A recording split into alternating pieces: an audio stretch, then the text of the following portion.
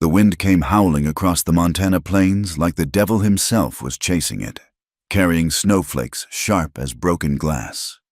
Eleanor Hayes pulled her thin woolen shawl tighter around her shoulders and pressed her back against the rough bark of a cottonwood tree. But the cold bit through her worn dress just the same. Her fingers, already numb inside her patched gloves, fumbled with the clasp of her carpet bag, the only possession she had left in this world worth calling her own. 25 years old and not a soul to turn to. The thought sat heavy in her chest as she watched the storm clouds gather on the horizon, dark and threatening as her prospects.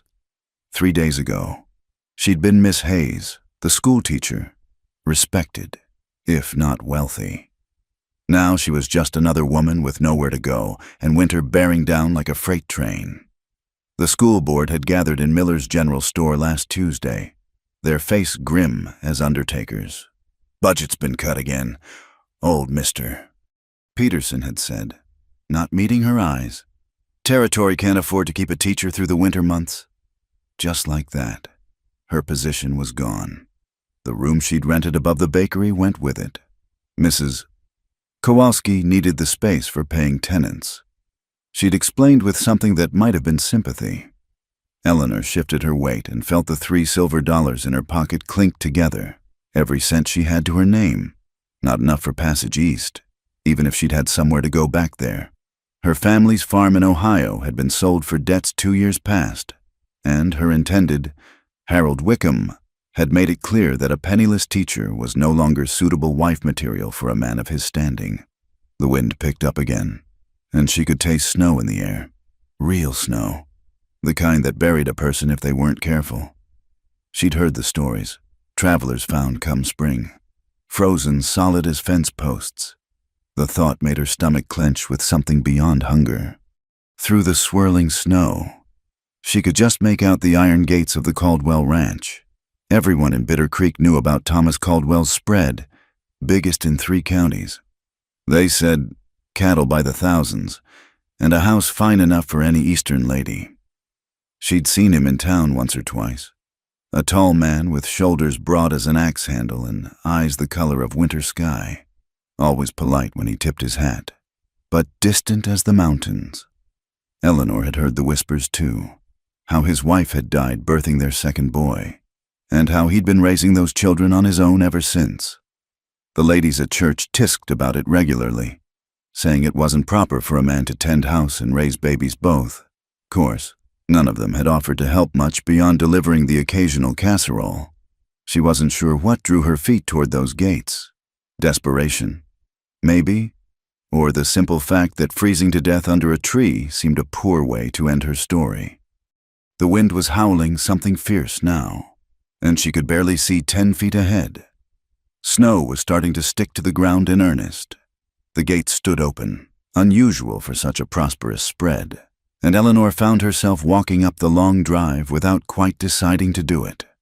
Her boots crunched through the thin layer of snow, and she pulled her shawl up over her head as the flakes grew thicker. The house loomed out of the storm like something from a dream. 2 stories of solid timber with glass windows that caught what little light the gray sky offered. Smoke rose from the chimney, and warm, yellow light spilled from the downstairs windows. It looked like everything she'd lost and everything she'd never had, all wrapped up in one impossible package. She was still standing there, carpetbag in hand and snow gathering on her shoulders.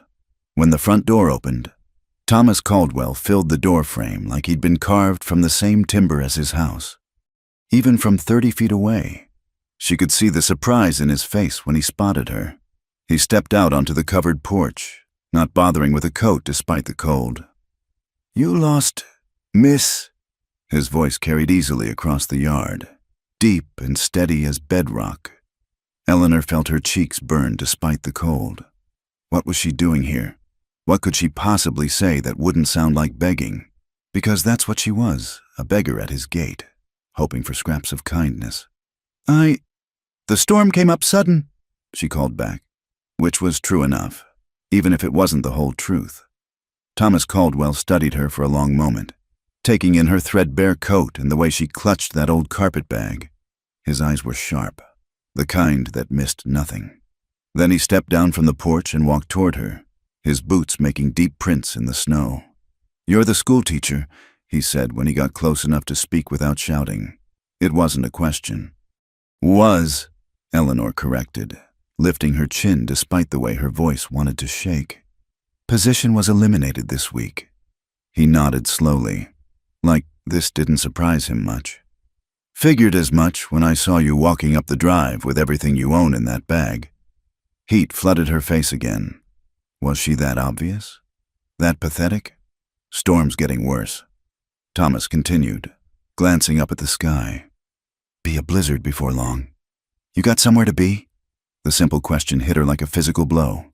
Somewhere to be, if only it were that easy. "Not particularly," she managed.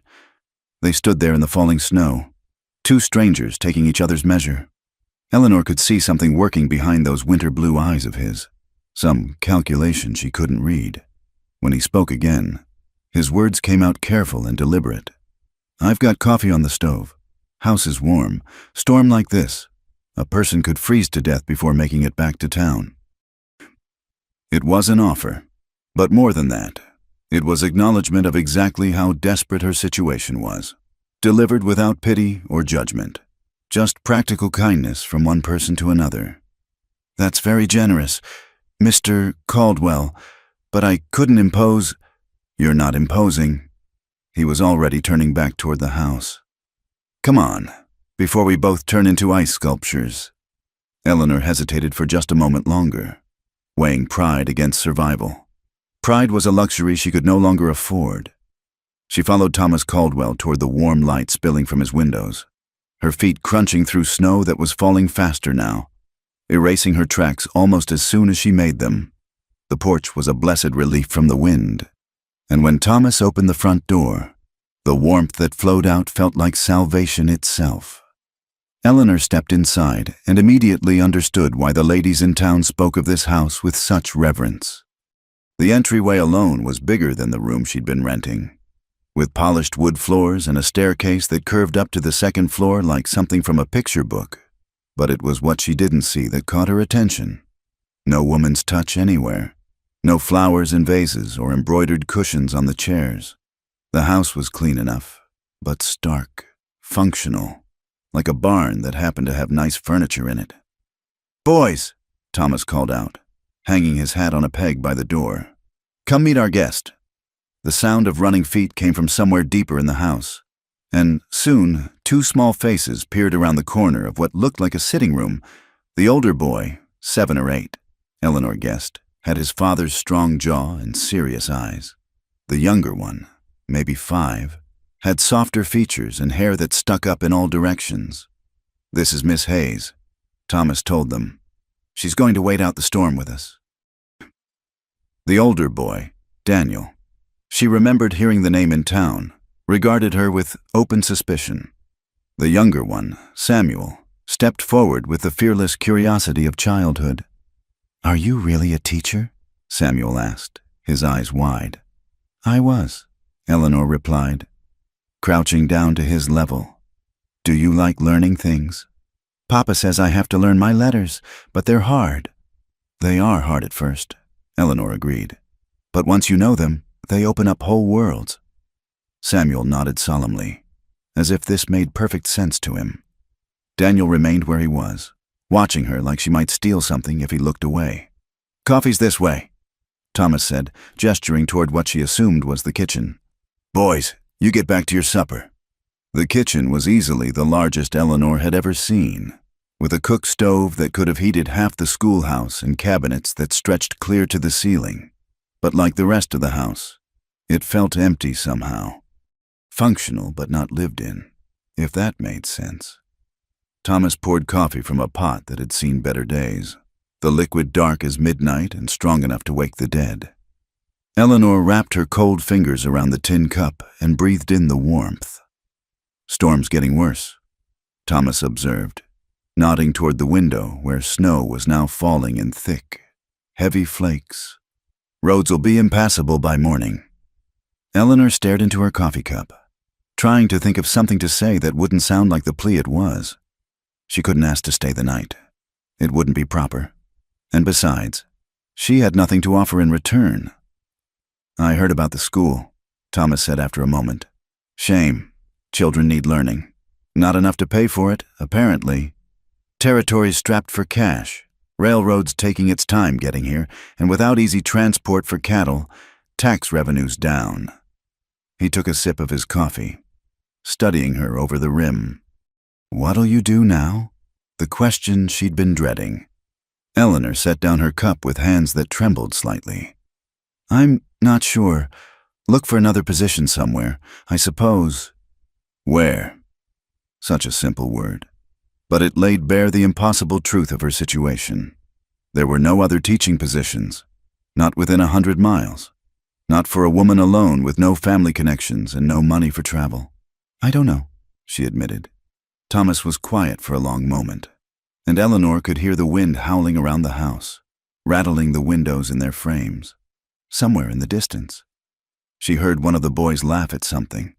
The sound was bright and warm, a sharp contrast to the storm outside.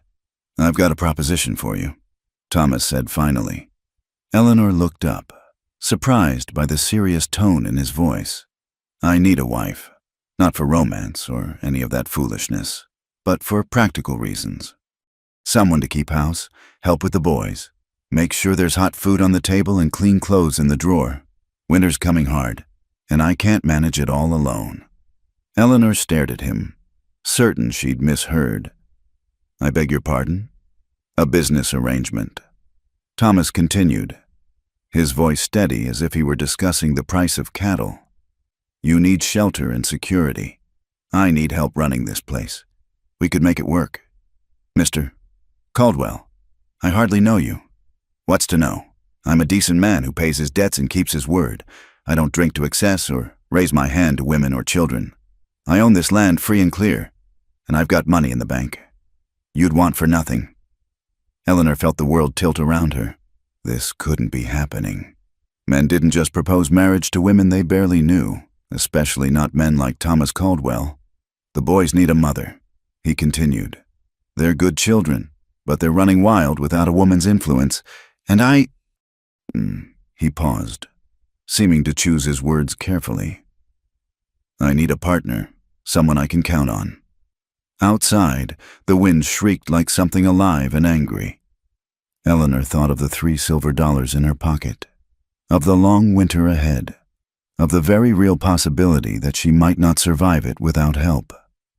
"It wouldn't be a real marriage," Thomas added quickly, as if reading her thoughts. "Separate rooms, separate lives in many ways. Just two people helping each other through." Eleanor looked around the kitchen, at the empty spaces where a woman's touch should have been. Then she thought of the boys in the next room, growing up without softness or gentle guidance. And she thought of herself, standing at those iron gates with snow falling on her shoulders and nowhere else to go. "Why me?" she asked quietly. Thomas considered this. "You're educated. The boys could use that.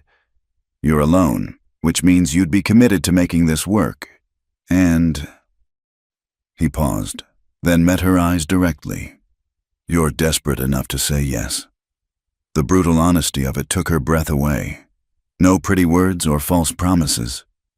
Just the truth, laid out plain as winter morning. "I need time to think," Eleanor said. Thomas nodded toward the window, where the snow was now so thick they could barely see the barn. "Storm's not going anywhere. Neither are you. Tonight. We can talk more in the morning." He was right, of course. The decision had been made for her by wind and weather and circumstance. She was here for the night whether she liked it or not. The question was what she'd choose come morning. Thomas showed her to a small room on the first floor that had probably been meant for a housekeeper. It was simple but clean, with a narrow bed and a washstand. Better than anything she could afford on her own. As Eleanor sat on the edge of the bed listening to the storm rage outside, she tried to imagine what her life would be like in this house.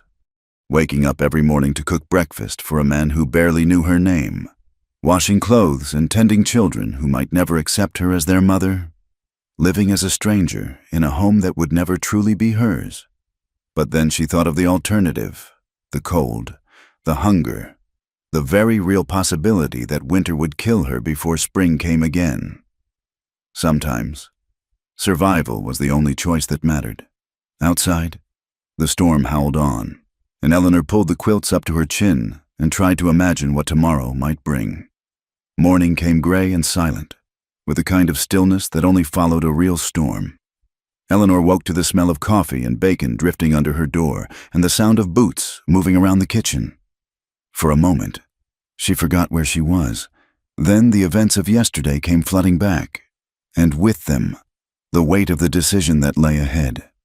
She dressed quickly in her one good dress, a navy wool that had seen better days but was still respectable, and pinned her dark hair back as neatly as she could manage. When she emerged from the small room, she found Thomas standing at the kitchen window, looking out at a world transformed by snow. "Storm's blown itself out," he said without turning around. "Dumped near 2 feet, by the look of it." Eleanor joined him at the window and caught her breath. The entire landscape had been erased and rewritten in white. Drifts rose halfway up the fence posts, and the road, if it could still be called that, was nothing but an unbroken expanse of snow stretching toward town. "You weren't exaggerating about the roads being impassable," she murmured. "Takes a few days to dig out after a storm like that, sometimes longer." Thomas finally turned to face her, and she could see the question in his eyes. "Coffee's fresh. Boys are still sleeping." Eleanor accepted the tin cup he offered, grateful for something to do with her hands. The coffee was strong and hot, cutting through the chill that seemed to have settled in her bones. "I've been thinking about what you said," she began, then stopped. How did one discuss a marriage proposal that wasn't really a marriage proposal? "About your arrangement." Thomas nodded, his expression giving nothing away. "Anne, I need to understand what you're really asking. You say the boys need a mother, but what does that mean exactly? What would you expect from me?" Thomas leaned against the counter, considering his words. "The boys need consistency. Someone to make sure they eat proper meals and keep clean. Someone to teach them manners and help with their letters. They're good children, but they've been without a woman's guidance for 2 years now. And what about you? What would you expect from a wife?" The word felt strange on her tongue, speaking of something that had once seemed so far out of reach. "Someone to manage the household, make sure there's food prepared and clothes mended. Someone I can depend on when I'm out working the cattle or handling business in town." He paused, studying her face. "Someone who won't run off at the first sign of hardship." Eleanor set down her coffee cup. "And in return?" "Security. A roof over your head and food on your plate. Protection. My name, if that matters to you." Thomas's voice was matter-of-fact, as if they were negotiating the price of grain. "You'd be mistress of this house. The boys would be yours to raise as you see fit." It was a practical arrangement, nothing more. No talk of affection or companionship. Certainly no mention of love. Eleanor found herself oddly relieved by his directness. Even as part of her felt hollow at the clinical nature of it all. "Separate rooms," she said, more to clarify than to question. "Separate rooms." Thomas confirmed, "You'd have your privacy, and I'd have mine.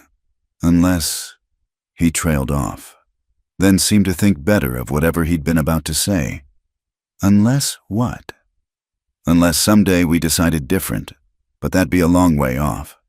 If ever, and it'd be your choice as much as mine." Eleanor felt heat rise in her cheeks and looked away.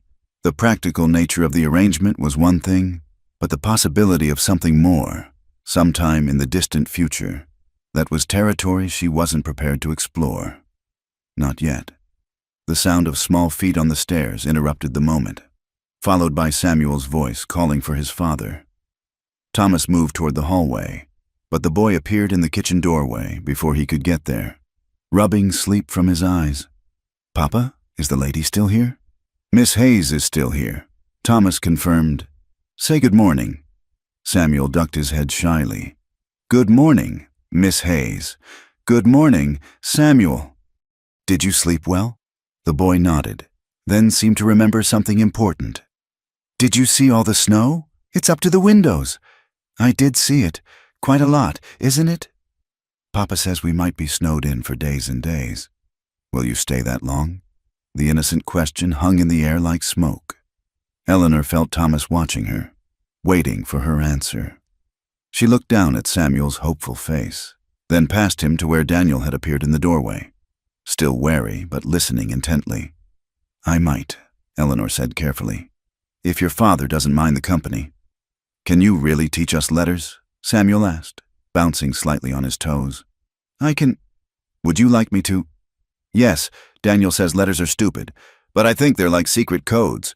They are very much like secret codes, Eleanor agreed, smiling despite herself. Once you learn them, you can decode any book. She glanced at Daniel, who was trying to look uninterested, but failing. What do you think, Daniel? Would you like to learn some secret codes? The older boy shrugged, but she caught a flicker of curiosity in his eyes. Maybe. Thomas cleared his throat. Boys, go get dressed. Miss Hayes and I need to finish talking. Samuel groaned, but obediently headed for the stairs. Daniel lingered a moment longer, his gaze moving between Eleanor and his father with an expression far too knowing for a child his age. When they were alone again, Thomas poured himself another cup of coffee. They like you? Samuel does. Daniel's reserving judgment. Daniel's protecting himself. He's old enough to remember his mother, old enough to know what it means to lose someone. Thomas stared into his coffee. He's been the man of the house in his own mind since she died. Won't be easy for him to let someone else take over. Eleanor felt a pang of sympathy for the serious little boy. And if I stayed, if we went through with this arrangement, what would happen if it didn't work? If the boys couldn't accept me, or if we found we couldn't... She searched for the right words. Couldn't manage together? Thomas was quiet for a long moment. When he spoke, his voice was careful and measured. I suppose we'd have to figure that out if it happened. But I'm not a man who gives up easy, and I don't think you are either, or you wouldn't have survived this long on your own. It wasn't exactly a comforting answer, but it was an honest one. Eleanor appreciated that more than pretty reassurances that might prove false. The town will talk, she said. A marriage this sudden, under these circumstances, people will assume. People always assume. Question is whether you care what they think. Eleanor had spent her entire life caring what people thought. It was what proper ladies did. But proper ladies also didn't find themselves penniless and homeless with winter closing in. I'd want to continue teaching, she said suddenly. The boys, certainly, but others too. If any wanted learning, I know the school's closed, but there must be children who could benefit from lessons. Thomas nodded. House is big enough, could set up a proper schoolroom in one of the upstairs rooms. The casual way he accepted her condition surprised her. Most men would have balked at their wife working, even if it was only teaching. You wouldn't mind. Having children coming and going. Might be good for Daniel and Samuel. Give them children their own age to play with. Thomas set down his cup and looked at her directly. Anything else you need to know? Eleanor felt as if she were standing at the edge of a cliff, looking down into unknown territory. Every practical instinct told her to accept. She had nowhere else to go, no other prospects, and winter stretching ahead like a death sentence. But marriage, even a marriage in name only, was not something to enter into lightly. If I agreed, she said slowly, that is, how soon would you want to? Soon as the preacher can get here, roads should be clear enough in a few days. So fast. Her entire life changed in the space of a week. It seemed impossible. Yet here she was, seriously considering it. Miss Hayes? Samuel's voice came from the stairway. Can you help me with my buttons? Eleanor looked toward the sound, then back at Thomas. May I? He nodded, and she went to help the boy with his shirt. Samuel chattered happily as she worked, telling her about his favorite games and asking if she knew any songs. Daniel appeared shortly after, dressed but with his hair sticking up at odd angles. Come here, both of you, Eleanor said. producing a comb from her pocket. "Let's get you properly groomed." She smoothed Daniel's hair despite his protests, and was rewarded with something that might have been the beginning of a smile. Samuel submitted to having his face scrubbed without complaint, then asked if she could braid his hair like a girl's. "Boys don't wear braids," Eleanor explained gently. "But I could teach you to tie sailor knots, if you'd like." "Could you really?" "I had a brother who loved ships," Eleanor said, the memory of her lost family bringing an unexpected pang. "He taught me all sorts of useful knots." Thomas watched this domestic scene from the kitchen doorway, and Eleanor caught something in his expression that might have been relief, or maybe longing. It was hard to tell. "I want to learn knots too," Daniel announced, apparently forgetting to be suspicious. "Then I'll teach you both," Eleanor promised, later, after the boys had been fed and sent to play in the sitting room. Eleanor found herself alone with Thomas again. The weight of the decision pressed down on her like the snow outside, heavy and inescapable. "You haven't given me an answer," Thomas said. Eleanor looked around the kitchen, at the signs of a household that needed a woman's touch. She thought of the boys upstairs, hungry for attention and guidance. She thought of the long winter ahead and the very real possibility that refusing this offer meant choosing to die. But more than that, she thought of the unexpected moment when Daniel had let her fix his hair, and the way Samuel had looked at her like she might be the answer to some unspoken prayer. "If I said yes," she said quietly, "it would be for them as much as for me. Those boys need more than I can give them in just a few days." Thomas nodded. "They do. And you'd really let me set up a school?" "I would." Eleanor took a deep breath. "Then yes, I'll marry you, Mr. Caldwell." The words felt strange coming out of her mouth, but not as strange as she'd expected. Thomas didn't smile or show any particular emotion, just nodded as if she'd agreed to help with the harvest. "I'll ride to town as soon as the road's clear. Talk to Reverend Morrison about performing the ceremony." "What will you tell him? About why we're—" "I'll tell him the truth, that we're two practical people making a practical decision." Thomas paused. "Unless you'd prefer a different story." Eleanor considered this. A whirlwind romance would be more romantic, certainly more socially acceptable, but there was something to be said for honesty, even if it was uncomfortable. "The truth will do." Thomas extended his hand, and after a moment's hesitation, Eleanor shook it. His grip was firm and warm, calloused from years of hard work. It felt like sealing a bargain, which she supposed it was. "Welcome to the family, Miss Hayes," he said. From the sitting room came the sound of the boys arguing over something, followed by a crash that suggested they'd knocked something over. Thomas winced. "I should warn you," he said. "They're not always as well behaved as they've been this morning." Eleanor smiled, her first real smile since arriving at the ranch. "Mr. Caldwell, I've spent 3 years teaching school. I'm not easily shocked by misbehaving children." As if summoned by her words, Samuel appeared in the doorway with tears streaming down his face and a red mark on his forehead. "Papa! Daniel hit me with the wooden horse." Thomas sighed and headed for the sitting room to sort out whatever crisis had erupted. Eleanor followed, already beginning to understand what she'd gotten herself into. It was going to be a long winter, but for the first time in weeks, she felt something that might have been hope. 3 days after the roads cleared, Reverend Morrison arrived at the Caldwell Ranch looking like he'd rather be anywhere else in Montana territory.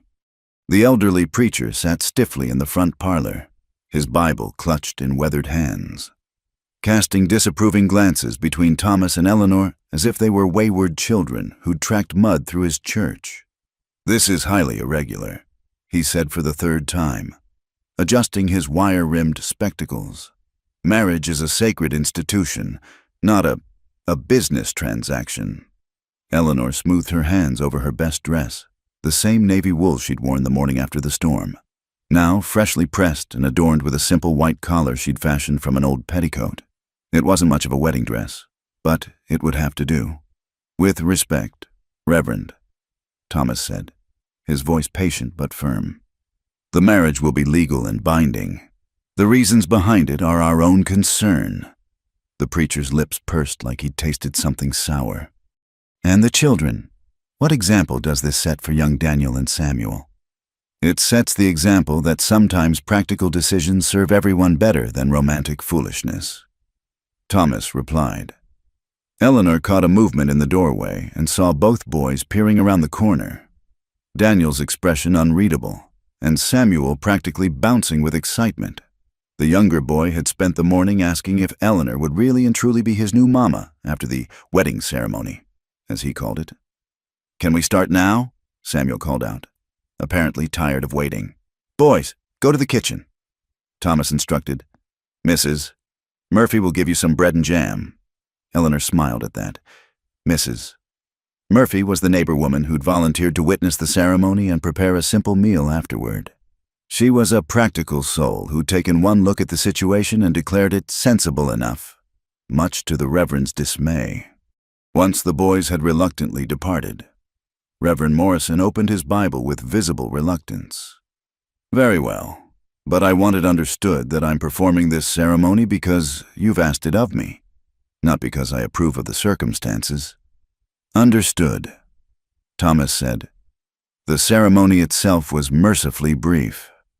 Eleanor found herself repeating words that felt strange and foreign on her tongue, promising to honor and cherish a man she'd known for less than a week. Thomas's responses were delivered in the same matter-of-fact tone he used to discuss cattle prices, though his eyes never left her face. When Reverend Morrison pronounced them husband and wife, there was an awkward moment when it became clear he expected Thomas to kiss his new bride. Thomas looked at Eleanor, a question in his eyes. She gave an almost imperceptible nod, and he leaned down to press his lips briefly against hers, a chaste, formal kiss that sealed their bargain. "Well, Mrs. Murphy said brightly as the Reverend packed away his Bible. "That's done then. Mrs. Caldwell, welcome to the family." Mrs. Caldwell. Eleanor felt a strange jolt at hearing her new name. She was no longer Eleanor Hayes, the displaced schoolteacher. She was Eleanor Caldwell, wife and mother, mistress of one of the largest ranches in 3 counties. The boys burst back into the room before anyone could say more, Samuel launching himself at Eleanor with such enthusiasm that she nearly lost her balance. "Are you really our mama now?" he asked, his small arms wrapping around her waist. "I suppose I am," Eleanor said, smoothing his unruly hair. Daniel hung back, watching this display with the same wariness he'd shown since her arrival. Eleanor met his eyes over Samuel's head and saw the challenge there, "Prove yourself worthy." His expression seemed to say, after Reverend Morrison and Mrs. Murphy departed, the new family found themselves alone together for the first time. The house felt different somehow, as if the brief ceremony had shifted something fundamental in its foundation. "I'll show you to your room," Thomas said, and Eleanor realized that while she'd been staying in the small housekeeper's quarters, her status as wife, even a wife in name only, required different accommodations. He led her upstairs to a bedroom at the end of the hall, opening the door to reveal a space that was clearly feminine in its furnishings. A delicate writing desk sat beneath the window, and the bed was adorned with a quilt worked in shades of blue and yellow. It was beautiful, but there was something heartbreakingly still about it, as if it had been waiting for someone to bring it back to life. "This was," Eleanor began, then stopped. "My wife's room, Margaret's room." Thomas's voice was carefully neutral. "I thought you might prefer it to the one downstairs. More privacy up here." Eleanor stepped inside, running her fingers along the edge of the writing desk. She could almost feel the presence of the woman who had once sat here, perhaps writing letters or tending to household accounts. It felt like trespassing. "I don't want to disturb anything," she said quietly. "The room needs to be lived in." Thomas replied, "Margaret's been gone 2 years. Time it served its purpose again." He left her alone to settle in, and Eleanor spent several minutes simply standing in the center of the room, trying to absorb the reality of her situation. This was her space now, her sanctuary in a house full of strangers who were now her family. She unpacked her few belongings, hanging her dresses in the wardrobe beside gowns that had belonged to another woman. Margaret Caldwell had clearly favored fine fabrics and elegant cuts, silk dresses and wool coats that spoke of comfort and prosperity. Eleanor's simple cotton and wool garments looked shabby by comparison. From the window, she could see the barn and the corral where several horses grazed. Beyond that, the land stretched away toward distant mountains, vast and unforgiving. It was beautiful in its own harsh way, but it also emphasized how isolated they were out here, how dependent on each other for survival. A soft knock at the door interrupted her thoughts. "Come in," she called. Samuel's head appeared around the door frame. "Papa says supper's ready. He made beans and bacon." Eleanor smiled. "That sounds wonderful. I'll be right down." She followed the boy downstairs to find the kitchen transformed from the stark, functional space she remembered. Someone, Mrs. Murphy, she assumed, had set the table with proper dishes and had even found a small vase for some late-blooming wildflowers. It was a small touch, but it made the room feel more welcoming. Thomas was at the stove, dishing up their simple meal with movements that spoke of long practice. He'd shed his jacket and rolled up his sleeves, and Eleanor was struck by how domestic he looked. Nothing like the imposing figure she'd first encountered. "Smells good," she said, taking a seat at the table. Daniel was already seated, picking at his food with a little enthusiasm. Samuel chattered happily about everything and nothing, clearly delighted by the novelty of having a woman at their table again. "Mrs. Murphy said you might teach us our letters properly now," Samuel announced between bites of beans. "She said real teachers know all sorts of things. I do know quite a few things." Eleanor agreed. "Would you like to start tomorrow?" "Can we?" Samuel turned to his father with pleading eyes. Thomas nodded. If your new mama thinks you're ready." The word mama seemed to catch in his throat slightly, and Eleanor felt a pang of sympathy. This arrangement was as strange for him as it was for her. Perhaps stranger. At least she was only taking on a new role. He was watching his children attach themselves to a replacement for someone irreplaceable. "I think we could start with simple words," Eleanor said. "Things you see every day. Horse, barn, sky." "What about my name?" Samuel asked eagerly. "Especially your name." Daniel finally looked up from his plate. "I already know some letters," he said quietly. "Do you? That's wonderful. Perhaps you can help me teach Samuel." Something shifted in Daniel's expression. Surprise. Maybe that she would acknowledge his knowledge rather than dismissing it. It was a small crack in his defensive wall, but Eleanor filed it away as progress. After supper, while Thomas tended to evening chores in the barn, Eleanor found herself alone with the boys in the sitting room. She'd brought down one of her few books, a collection of simple stories, and was reading aloud when she became aware of how intently both children were listening. "You read different than Papa," Samuel observed when she paused. "Different how?" More like the words have feelings." Eleanor smiled. "Words do have feelings, in a way. The trick is learning to hear them." "Read more," Daniel said, and it was the first time he'd made a direct request of her. She continued reading until Thomas returned, stamping snow off his boots and hanging his coat by the door. He stood in the doorway of the sitting room for a moment, watching this domestic scene, and Eleanor wondered what he was thinking. "Time for bed, boys," he said finally. There was the usual chorus of protests and negotiations, but eventually both children were herded upstairs to wash and change into their night clothes.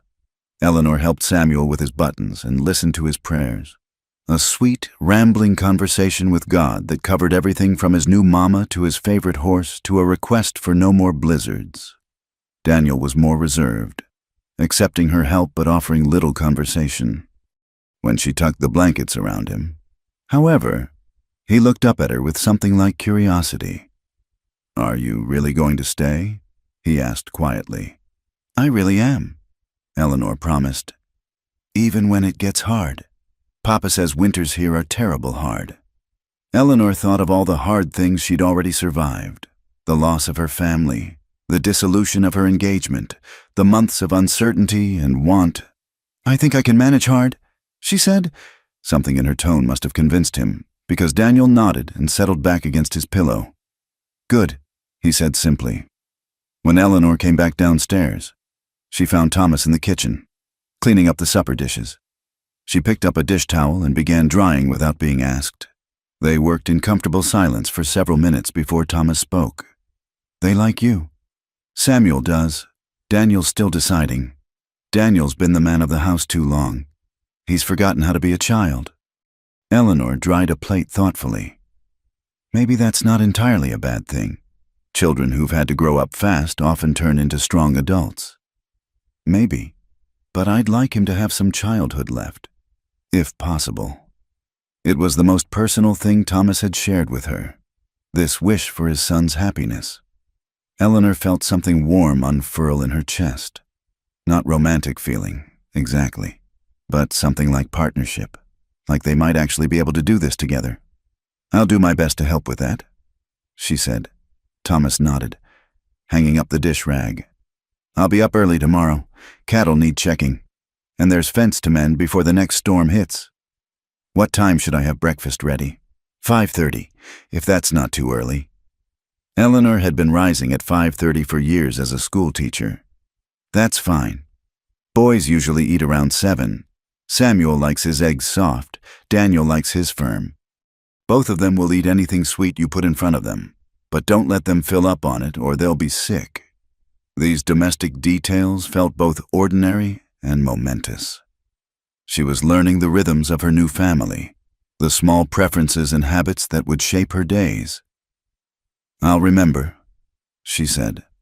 Thomas seemed to realize he was giving her instructions like she was a hired hand rather than his wife, because he paused and looked at her directly. "Eleanor, Mrs. Caldwell, this is your house now, too. You don't need permission to change things or do what you think best." It was a generous gesture, and Eleanor appreciated it more than she could say. "Thank you. That means a great deal." They stood there in the kitchen for a moment, two people who were now bound together by law and circumstance, trying to figure out how to navigate this strange new territory. Finally, Thomas cleared his throat. "I should let you get settled. Tomorrow will be a long day." "Good night, Mr. Caldwell." "Thomas," he corrected gently. "We're married now, after all." "Good night, Thomas." Eleanor climbed the stairs to her new room, Margaret's room, and prepared for bed. As she brushed her hair in front of the vanity mirror, she caught a glimpse of her reflection and was surprised by what she saw. The woman looking back at her didn't look defeated or desperate. She looked determined, ready for whatever came next. Outside, the wind was picking up again, rattling the windows and reminding her of how quickly the weather could change out here. But inside, the house felt solid and warm, safe. She'd made her choice and spoken her vows. Tomorrow would bring new challenges, learning the rhythm of ranch life, winning over a wary little boy, figuring out how to be a wife without truly being a wife. But tonight, for the first time in months, Eleanor Caldwell fell asleep in a bed that belonged to her, in a house where she had a right to be. It wasn't the life she'd dreamed of as a girl, but it was a life. And maybe, just maybe, it could be a good one. The first week of Eleanor's marriage passed in a blur of small discoveries and careful navigation.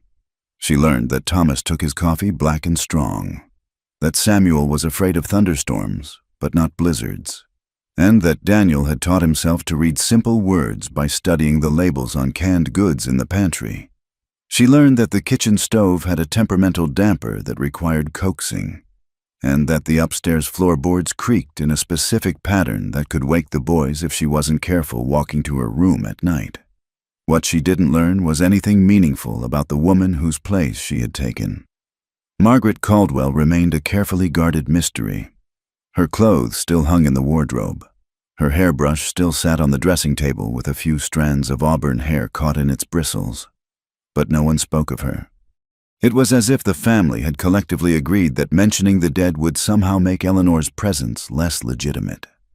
The silence around Margaret became more pronounced on the 8th day of Eleanor's marriage, when she discovered Daniel sitting on the floor of what had once been a nursery, clutching a small wooden horse and staring at a portrait that had been turned to face the wall. Eleanor hesitated in the doorway, unsure whether to intrude on what was clearly a private moment. The room was thick with dust and abandonment. Baby furniture covered with sheets like ghosts of a life that might have been. "She made this for me," Daniel said quietly, not turning around. He held up the wooden horse, its paint worn smooth by small hands. "Before Samuel was born, she said every boy needed a good horse to ride." Eleanor stepped carefully into the room. "It's beautiful workmanship. She could make all sorts of things, toys and quilts and—" His voice caught. "She was making a cradle for the baby that didn't come." The weight of that simple statement settled over Eleanor like a shroud. Another baby. Another loss that no one had mentioned. "She died having Samuel," Daniel continued, still staring at the overturned portrait. "But there was supposed to be a baby sister too. They both died." Eleanor felt her throat tighten. She'd known that childbirth had claimed Margaret Caldwell, but she hadn't known about the other child.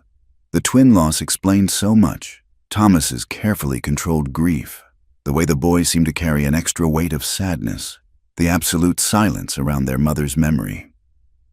"I'm sorry," Eleanor said, settling on the floor beside Daniel. "That must have been very frightening for you." "Papa cried," Daniel whispered, as if confessing a terrible secret. "I wasn't supposed to see, but I did. He held Mama and cried like the world was ending." Eleanor thought of Thomas as she'd come to know him, steady, practical, emotionally reserved, and tried to imagine him broken by grief. The image was almost too painful to contemplate. "Sometimes even the strongest people need to cry," she said gently. Daniel finally turned the portrait around, revealing a woman with kind eyes and auburn hair, holding a baby Samuel while a younger Daniel stood proudly beside her chair. Margaret Caldwell had been beautiful in a wholesome, practical way, with laugh lines around her eyes and work-worn hands folded gently in her lap. "She looks like someone who gave very good hugs," Eleanor observed. "She did.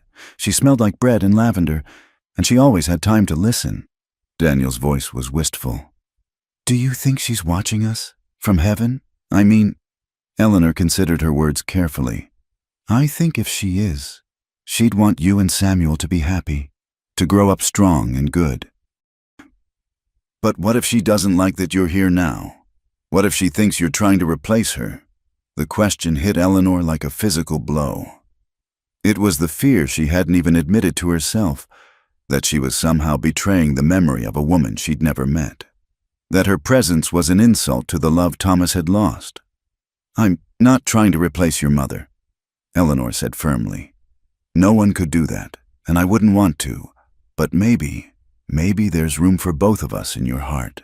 Your mother for the love you'll always carry, and me for whatever new kind of caring we might build together." Daniel studied her face with those serious eyes that seemed too old for a boy of 7.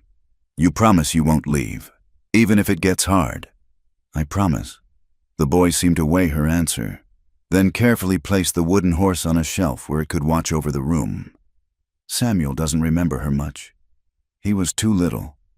But I tell him stories sometimes, so he won't forget." "That's a good thing to do. Would you maybe tell me some of those stories sometime? I'd like to know about her." For the first time since Eleanor had known him, Daniel smiled without reservation. "I'd like that." They left the nursery together, but Eleanor carried the weight of what she'd learned. That evening, after the boys were in bed, she found Thomas in his study, working on account books by lamplight. "May I come in?" He looked up, surprise flickering across his features. Eleanor rarely disturbed him in the evenings, respecting the unspoken boundaries of their arrangement. Of course, she settled in the chair across from his desk, trying to find the right words. "Daniel showed me the nursery today. He told me about the baby sister who didn't survive." Thomas's pen stilled on the page. When he looked up, his eyes were carefully blank. He shouldn't have been in that room.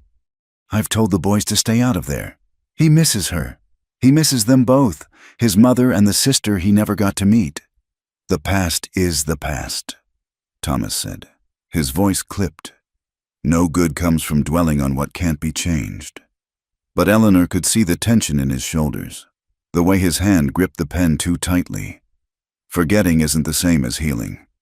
I'm not trying to forget. Thomas set down the pen and leaned back in his chair. But I can't live in yesterday. Eleanor, I have today to manage and tomorrow to prepare for. That's all any of us can do. Eleanor understood the sentiment, but she also heard the pain underneath it. The boys need to talk about her sometimes. They need to know it's safe to remember. And what would you have me tell them? That their mother was perfect and wonderful, and that nothing I can provide will ever measure up.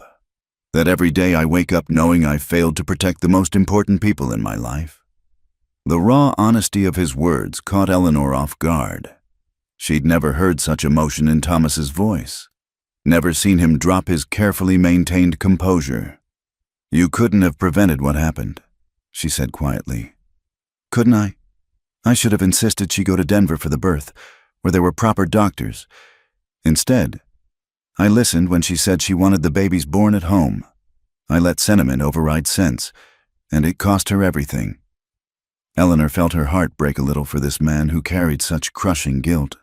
Thomas, you can't know that a different choice would have changed anything, and even if it might have, torturing yourself won't bring her back.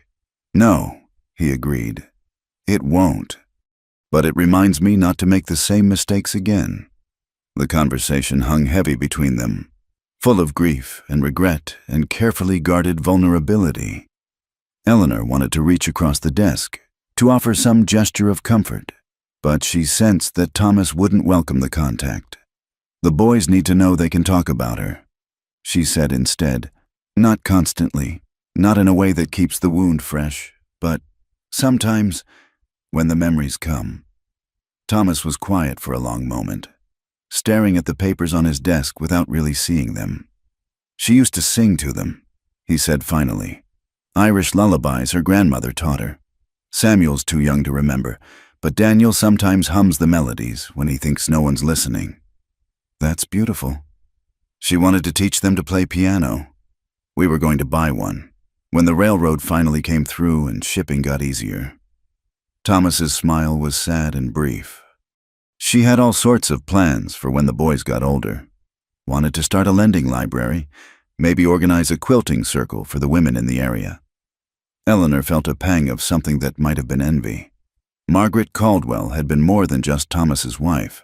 She'd been his partner in dreams for the future, his companion in building a life that went beyond mere survival. She sounds like she was wonderful, Eleanor said. She was. Thomas met her eyes directly. She was everything good and gentle in this world, and I need you to understand what we have, what we've arranged between us. It's not the same thing. It can't be. The words stung, but Eleanor appreciated his honesty. I understand. Do you? Because I don't want you to have expectations that can't be met. I don't want you to hope for something that died 2 years ago. Eleanor felt heat rise in her cheeks. I'm not hoping for anything beyond what we agreed upon. I know what this arrangement is. But even as she said it, she realized it wasn't entirely true. Over the past week, as she'd watched Thomas with his sons, as she'd seen glimpses of kindness and humor beneath his practical exterior, she had begun to hope, not for grand romance, but for friendship, for partnership, for the possibility that two people thrown together by circumstance might eventually choose to stay together for better reasons. Now, faced with the full weight of Thomas's love for his dead wife, those small hopes felt foolish and presumptuous. I should let you get back to your work, she said, rising from the chair. Eleanor. The use of her name made her pause. I'm grateful for what you're doing, for the boys, for the household. I don't want you to think I'm not. I know. And if you need anything, if there's something you want changed or improved, you only have to ask. It was a generous offer, but Eleanor could hear the distance in it. She was the hired help who happened to wear a wedding ring, useful and appreciated, but not truly part of the family's heart. Thank you, she said simply. She climbed the stairs to her room, to the space that had been Margaret's sanctuary, and sat at the writing desk where another woman had once planned her future. Outside, the wind was picking up again, promising another storm, and Eleanor pulled her shawl tighter around her shoulders. She had known this wouldn't be easy. She had accepted Thomas's proposal with full knowledge that she was entering a marriage without love, a family where she would always be the replacement rather than the first choice. But hearing him speak of Margaret with such reverence, seeing the depth of his continued devotion, made the reality harder to bear than she'd expected. A soft knock at her door interrupted her melancholy thoughts. "Come in," she called. Daniel peeked around the doorframe, dressed in his nightgown and bare feet. "I couldn't sleep." "Bad dreams?" "No, just thinking too much." He came into the room and settled on the small chair by the window. "I heard you and Papa talking downstairs." Eleanor felt a stab of concern. "What did you hear?" "Enough." Daniel's expression was serious beyond his years. "Papa told you about the baby, didn't he? About how Mama died?" "He did. He blames himself. I heard him tell Mr. Murphy that once, when he thought I was asleep, but it wasn't his fault." The boy's loyalty to his father was touching, but Eleanor suspected that Thomas's guilt ran deeper than outside reassurances could reach. "Sometimes people blame themselves for things they couldn't control," she said carefully. "It's a way of trying to make sense of senseless things." "Do you blame yourself for things?" The question caught Eleanor off guard with its directness. "Sometimes." "Like what?" Eleanor considered how much honesty was appropriate for a 7-year-old. "I used to blame myself for my family losing our farm back in Ohio. I thought if I'd been smarter or worked harder, maybe I could have helped save it. But you were just a girl then." "I was, but feelings don't always make sense." Daniel nodded solemnly. "I used to think that if I'd been better, if I hadn't fought with Samuel so much or tracked mud in the house, maybe Mama wouldn't have died." Eleanor's heart clenched. "Oh, Daniel, your mother's death had nothing to do with anything you did or didn't do." "I know that now, mostly." He looked out the window at the darkening sky. "But sometimes the bad thoughts come back anyway." Eleanor wanted to gather this serious little boy into her arms, to promise him that the bad thoughts would go away if she just held him tight enough. Instead, she said, "That's normal. Grief is like weather. Sometimes it's sunny, and sometimes storms blow through. The important thing is to remember that storms always pass." "Is that why you married Papa? Because of our storm?" The boy's perception was startling. "Partly," Eleanor admitted. "We all needed shelter from different kinds of storms." Daniel was quiet for a moment, then asked, "Do you think you'll ever love us, really love us, not just take care of us?" The question pierced straight through Eleanor's carefully maintained composure. "Oh, Daniel, I already do." The words surprised her with their truth. Somewhere in the past week, between helping with buttons and reading bedtime stories and listening to small confidences, she had indeed begun to love these children, not as a replacement for their mother, but as themselves, 2 brave little boys trying to make sense of a world that had taken too much from them too young. "Really?" Daniel's eyes were bright with hope. "Really? Even though we're not really your children?" "Love doesn't work that way," Eleanor said gently. "Love isn't about sharing blood or even sharing a name. It's about caring for someone's happiness and wanting to be part of their story." Daniel considered this with the gravity he brought to all important matters. Finally, he nodded. "I'm glad you're here, Eleanor. Even if Papa doesn't love you the way he loved Mama, I'm still glad." It was, Eleanor realized, exactly what she needed to hear. Not a promise of the love she couldn't have, but an acknowledgement of the love she could earn, the love she was already earning, one small moment at a time. "I'm glad I'm here too," she said. "Now, let's get you back to bed before your father finds us conspiring in here." As she tucked Daniel into his bed for the second time that night, Eleanor felt something settle into place inside her chest. She might never have Thomas's heart, that belonged to a ghost she could never compete with.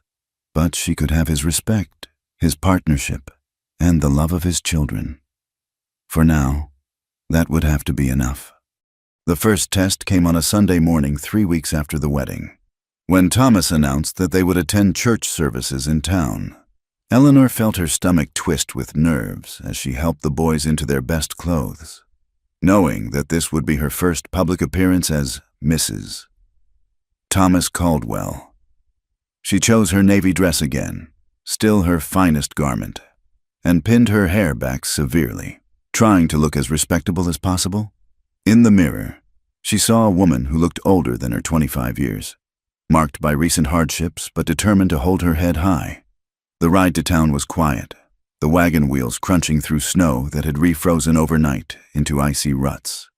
Daniel sat beside his father on the driver's bench, while Eleanor rode in the back with Samuel, who chattered excitedly about seeing his friends at church.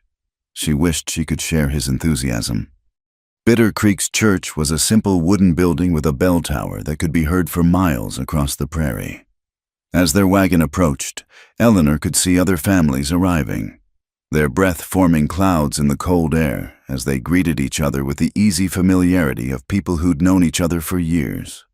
The conversations stopped when the Caldwell wagon pulled up. Eleanor felt the weight of every gaze as Thomas helped her down from the wagon.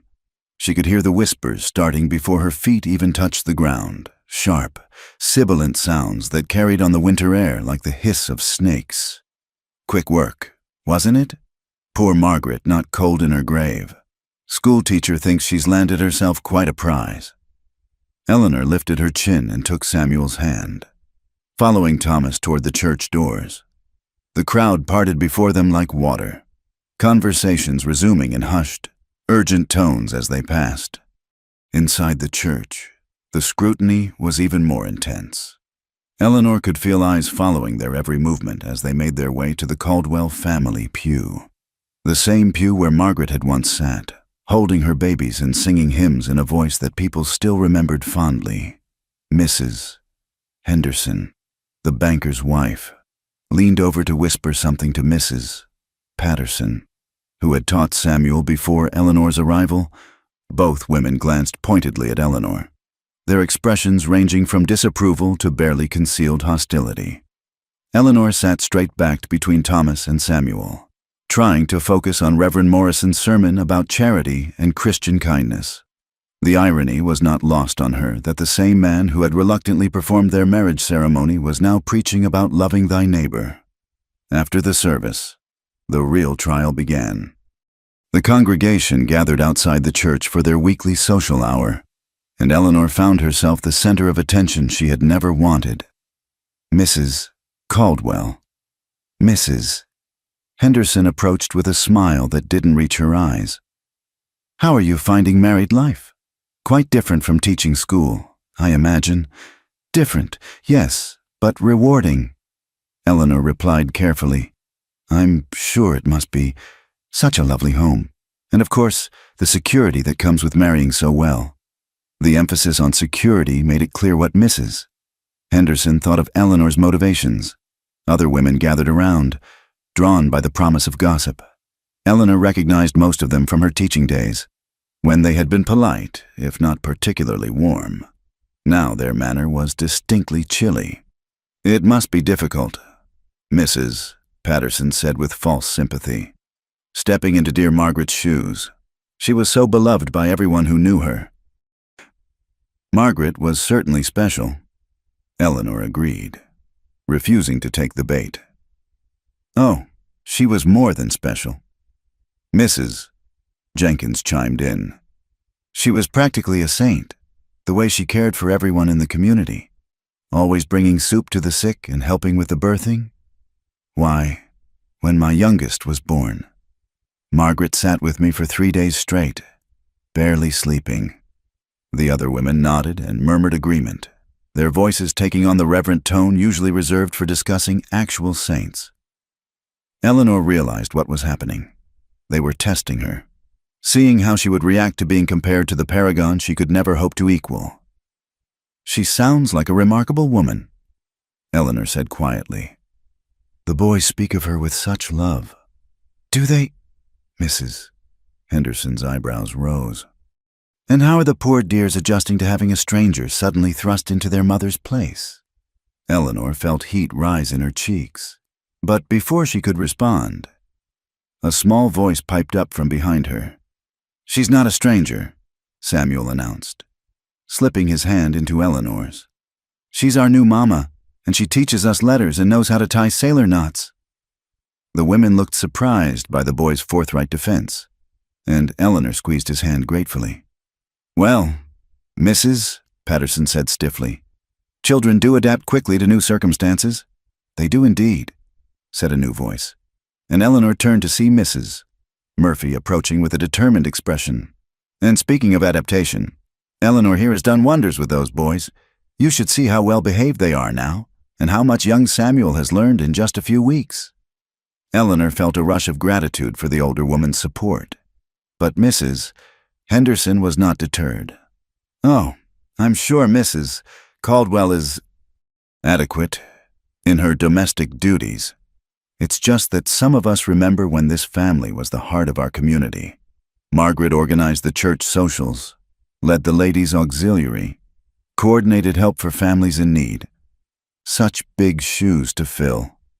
The challenge was unmistakable, Eleanor was being told, in front of half the congregation, that she was expected not just to be Thomas's wife and the boy's mother, but to take on all of Margaret's community roles as well, roles for which she had no training and even less confidence. I'm sure Eleanor will find her own way to contribute, Mrs. Murphy said firmly. Every person brings different gifts to a community. Of course, Mrs. Henderson agreed with a smile sharp as winter wind. Though we do hope those gifts will be substantial. The Caldwell family has always been so generous with their time and resources. Eleanor felt trapped between competing expectations. If she tried to fill Margaret's role, she would inevitably fall short and be criticized for it. If she didn't try, she would be condemned for being selfish and inadequate. Either way, she couldn't win. Mrs. Caldwell.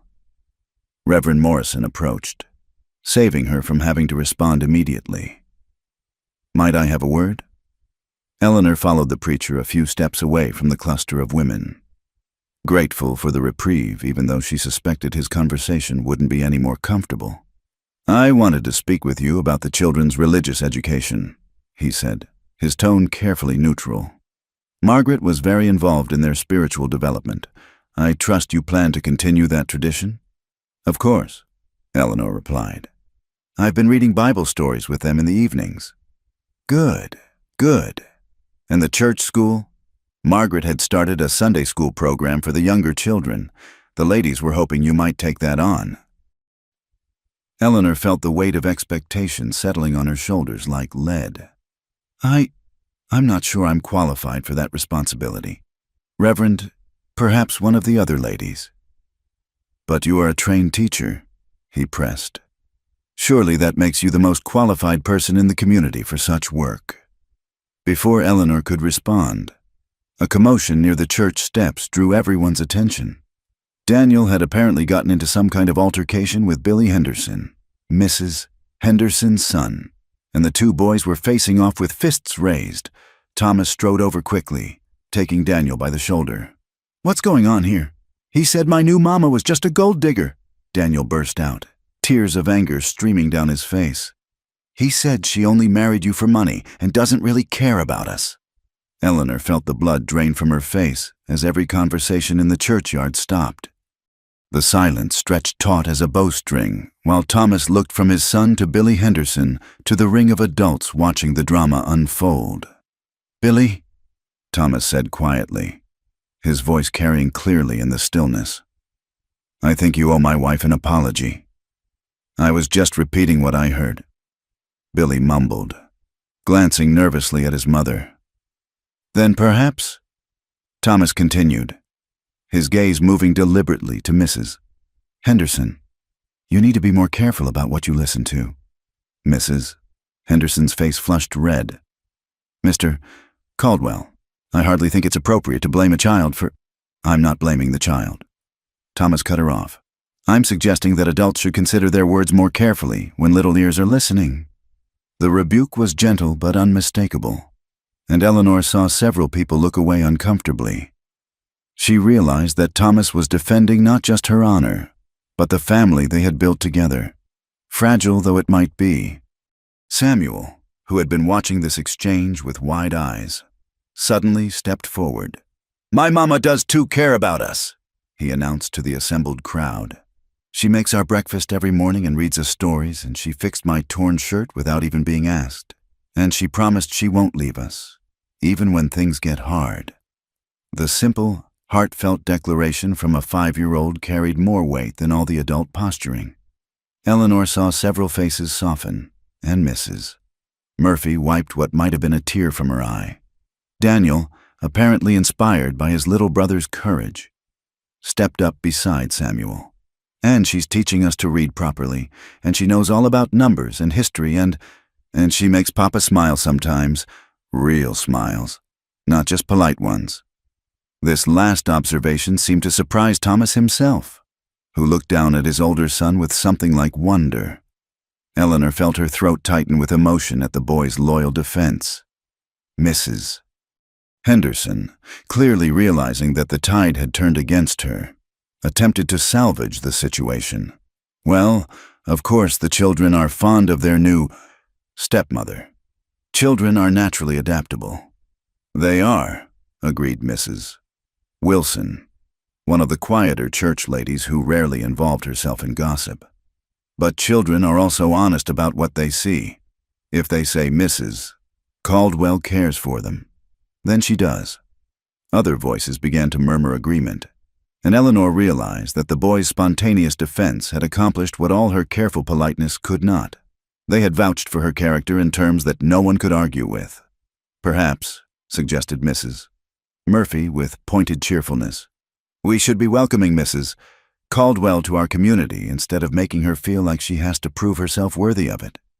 There were nods and murmurs of agreement from the crowd, and gradually, the tension began to dissipate. People started returning to their normal conversations, though Eleanor noticed several women making a point of speaking to her with genuine warmth for the first time. As they walked back to the wagon, Thomas fell into step beside her. "I'm sorry about that," he said quietly. "Some people have too much time and too little sense." "It's all right," Eleanor replied, though her hands were still shaking slightly from the confrontation. "I expected there would be talk. That doesn't make it acceptable." They rode home in thoughtful silence, broken only by Samuel's occasional chatter about what he'd seen at church. Eleanor noticed that Daniel kept glancing at her with something like pride, and she realized that their relationship had shifted subtly during the morning's events. By defending her, he had claimed her as truly part of the family. That evening, after the boys were in bed, Eleanor found herself in the kitchen with Thomas, both of them unusually quiet as they completed their nightly routine. "Thank you," she said finally, "for standing up for me today. For us." Thomas paused in his dish drying. "You're my wife. Those are my children. What affects you affects all of us." It was a practical statement, but Eleanor heard something warmer underneath it. "The boys were very brave today." "They were, and very honest." Thomas set down the dish towel and looked at her directly. "Do I really smile more now? Real smiles?" Eleanor felt heat rise in her cheeks. "Sometimes, when you're not thinking about it." Thomas considered this. "I hadn't realized." "It's not a bad thing," Eleanor said quickly. "It just means you're settling into this new life we're building." "We," Thomas repeated, as if testing the word. "Yes, I suppose we are building something together, aren't we?" Eleanor nodded, not trusting her voice. It wasn't love, not yet, and maybe never would be. But it was partnership and respect, and the beginning of something that felt like family. Outside, the wind howled around the house, but inside, the warmth held steady. They had weathered their first real test as a family, and they had come through it together. That was something to build on. The trouble started with missing cattle. Thomas noticed it first during his weekly count, 20 head short from the north pasture, with no sign of them having wandered off through broken fence or open gates. The missing animals were some of his best breeding stock, worth more than most families saw in a year. Could be wolves, suggested Jake Morrison, Thomas's most trusted ranch hand, though his tone suggested he didn't believe it himself. Been a hard winter, maybe they're getting desperate. Thomas studied the trampled ground where the cattle had been. Wolves don't cut fence wire, Jake, and they don't drive cattle in organized groups toward the railroad. Eleanor overheard this conversation from the kitchen window, where she was preparing the midday meal. A chill that had nothing to do with the February weather settled in her stomach. She'd heard stories about cattle rustlers, about families who'd lost everything to organized thieves who could disappear into the vast wilderness with stolen herds. That evening, Thomas called a meeting with his ranch hands. Eleanor listened from the hallway as the men gathered in the front parlor, their voices low and serious. "It's not just us," reported Miguel Santos, a quiet man who handled the horses. "Talked to Henderson's foreman in town yesterday. They've lost cattle too, and the Johnson place up north. They're missing near 50 head. "Anyone see anything suspicious?" Thomas asked. "Stranger's been asking questions in town," Jake offered. Well-dressed fellow claiming to be a cattle buyer, but he was asking mighty specific questions about who owned what land and how many men each ranch employed. Eleanor felt her blood chill. This wasn't random theft. It was reconnaissance. "There's something else," Miguel said quietly. "That fellow, he was asking about the railroad survey too. Wanted to know which route they'd finally decided on." Thomas was silent for a long moment. Eleanor could practically hear him thinking, calculating the implications. "The railroad," he said finally. "Someone wants our land for the railroad." The pieces began falling into place. The cattle theft wasn't just about the animals. It was about weakening the ranch financially, making it harder for Thomas to hold on to his property. Someone was trying to force him to sell. "What do we do?" asked young Peter Walsh. "Barely 18 and new to ranch work. We watch, we wait, and we protect what's ours," Thomas replied grimly. Eleanor retreated to the kitchen before the men emerged, but her hands shook as she cleaned the supper dishes. She'd come here for safety, for security, and now it seemed even this refuge was under threat. The next morning brought more bad news. Thomas returned from checking the eastern pastures with a face like granite. "They hit us again last night," he announced. 15 more head, and they killed one of my bulls rather than try to drive it." Eleanor felt sick. The senseless cruelty of killing an animal they couldn't steal spoke to a deeper malice than simple greed. "Why would they do that?" Daniel asked. He and Samuel had been listening with the intense attention children paid to adult troubles they didn't fully understand. "To send a message," Thomas replied carefully. "Some people think they can take what doesn't belong to them." But Eleanor could see the worry in his eyes, the way his jaw tightened when he thought no one was looking. This was more than cattle rustling. This was a campaign of intimidation. The campaign escalated 3 days later. Eleanor was in the kitchen preparing bread when she heard shouting from the yard. She looked out to see Jake Morrison stumbling toward the house, his shirt dark with blood, supported by Miguel Santos. Without thinking, Eleanor ran outside, her heart pounding. "What happened?" "Found him by the creek," Miguel panted. "Shot in the shoulder. Lucky it wasn't worse." They half-carried Jake into the kitchen, and Eleanor immediately began assessing his wound with the practical calm she'd learned from years of treating cuts and scrapes at the schoolhouse. The bullet had passed clean through the meaty part of his shoulder, painful but not life-threatening if kept clean. "I need hot water, clean cloth, and the bottle of whiskey from Thomas's study," she instructed Miguel. "And send someone to get Thomas." As she worked to clean Jake's wound, he told his story through gritted teeth. "Was checking the fence line like Mr. Caldwell asked. 3 men, maybe 4, cutting wire and driving cattle toward the old mining road. When they saw me, one of them just up and shot me. Didn't even warn me off first." Eleanor's hands stilled for a moment. These weren't ordinary thieves trying to avoid capture. They were sending a deliberate message. Anyone who interfered would be hurt. "Did you recognize any of them?" she asked, resuming her careful cleaning of the wound. "One looked familiar. Thought I'd seen him in town, but can't place where." Thomas arrived as Eleanor was bandaging Jake's shoulder, his face white with controlled fury when he saw the blood on his most trusted employee. "How bad is it?" "Clean wound," Eleanor reported. "He'll need rest and careful tending, but he should heal fine." Thomas's eyes met hers across the kitchen table, and she saw something new in his expression, a recognition of her competence under pressure that went beyond managing household tasks. "Jake, I want you to stay in the bunkhouse for the next few days. No riding alone, no checking fence lines without at least 2 other men. Mr. Caldwell, I can still work. You can still work when you're not bleeding." Thomas cut him off firmly. "These men mean business, and I won't have anyone else shot on my property." That evening, after Jake had been settled in the bunkhouse and the boys put to bed, Thomas and Eleanor sat in the kitchen making plans. "I've sent Peter to town to wire the territorial marshal," Thomas said, "but it'll be at least a week before anyone can get here, and that's assuming the weather holds." Eleanor poured coffee for both of them, her mind working through possibilities. "What do we do in the meantime?" "We defend what's ours. I've got 6 good men, counting Jake when he's healed, and this house is built solid. We can hold out if we have to." Eleanor thought of Daniel and Samuel, sleeping peacefully upstairs, unaware that their world was under threat. "What if they come here, to the house?" Thomas's expression darkened. "Then they'll find out that threatening my family was a mistake." The quiet steel in his voice sent a shiver down Eleanor's spine, not of fear, but of something that might have been pride.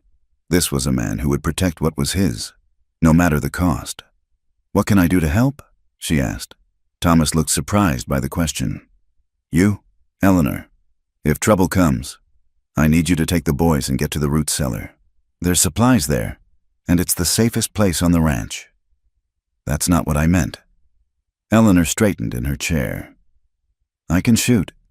Thomas, my father taught me when I was 12, and I know basic medical care, as you saw today.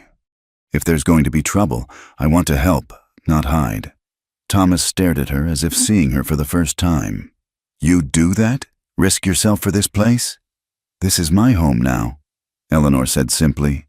"These are my children, and you're my husband. Where else would I be?" Something shifted in Thomas's expression, surprise giving way to something deeper and more complex. For a moment, Eleanor thought he might reach across the table to take her hand. Instead, he nodded slowly. "All right, but if things go bad, if it looks like we can't hold them off, you take the boys and run. Promise me that." "I promise." The attack came 2 nights later. Eleanor woke to the sound of gunfire and men shouting.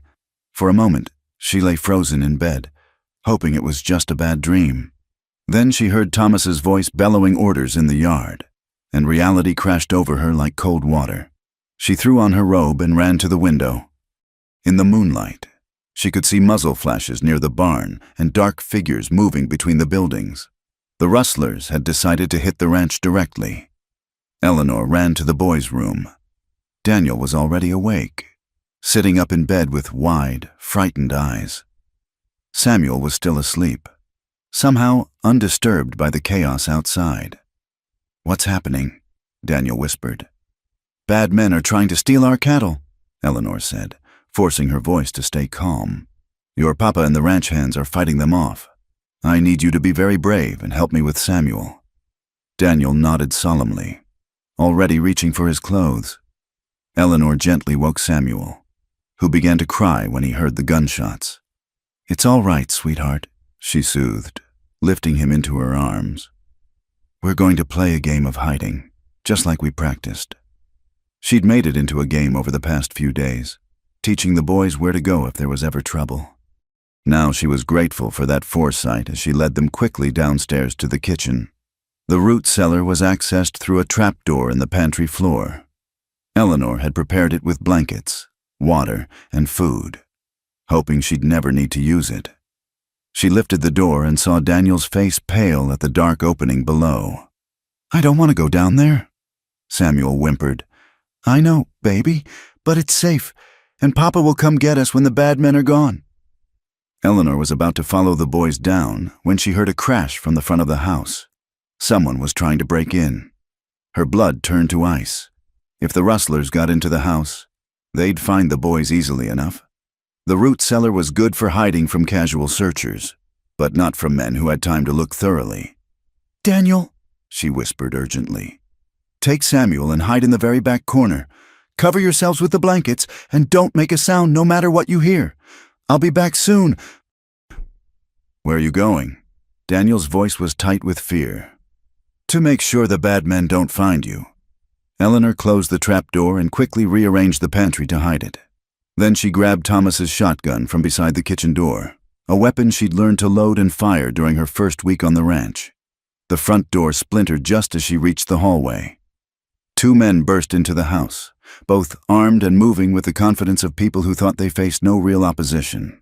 They froze when they saw Eleanor standing at the end of the hall, shotgun raised and pointed directly at them. "This is private property," she said, surprised by how steady her voice sounded. "You need to leave, now." One of the men laughed. "Well, look what we have here. Thomas Caldwell's new bride, trying to play soldier." "Last warning," Eleanor said, tightening her grip on the weapon. The men exchanged glances, and Eleanor saw the calculation in their eyes. They thought she was bluffing, that a schoolteacher turned rancher's wife wouldn't actually pull the trigger. They were wrong. When the first man took a step toward her, Eleanor fired. The blast echoed through the house like thunder, and the man went down with a cry, clutching his leg. His companion raised his pistol, but Eleanor was already reloading with movements her father had drilled into her until they were instinctive. "Next one goes in your chest," she warned. The second man hesitated, looking between his wounded companion and the determined woman with the shotgun. In that moment of hesitation, Thomas appeared in the doorway behind them, his own weapon drawn. "Smart choice would be to drop your gun," Thomas advised quietly. The fight went out of the intruders quickly after that. The wounded man was groaning and bleeding, but not critically injured, and his companion seemed more interested in surrender than heroics. As Thomas tied them up, Eleanor finally allowed herself to shake. The adrenaline that had carried her through the confrontation was ebbing, leaving her knees weak and her hands trembling. "Eleanor," Thomas's voice was soft, wondering. "Are you all right?" She nodded, not trusting her voice. Thomas stepped closer, and for a moment she thought he might embrace her. Instead, he reached out and gently took the shotgun from her hands. "The boys?" he asked. "Safe, in the root cellar." Thomas's expression was a mixture of pride, gratitude, and something else she couldn't quite identify. "You could have hidden with them." "They're my children too," Eleanor said simply, and in that moment, something fundamental changed between them. Thomas looked at her not as the practical solution to his domestic problems, but as his partner, his equal, his wife in every sense that mattered.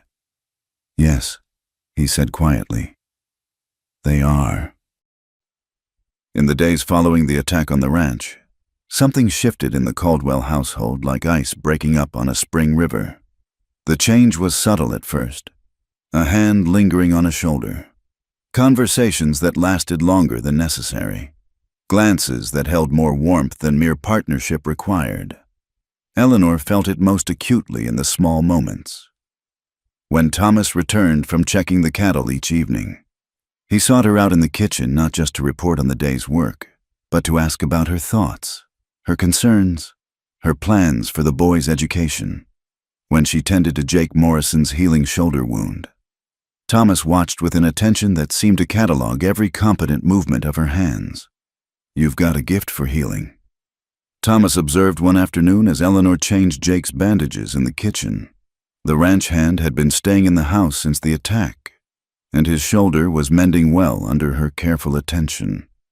"My mother taught me," Eleanor replied, securing the clean bandage.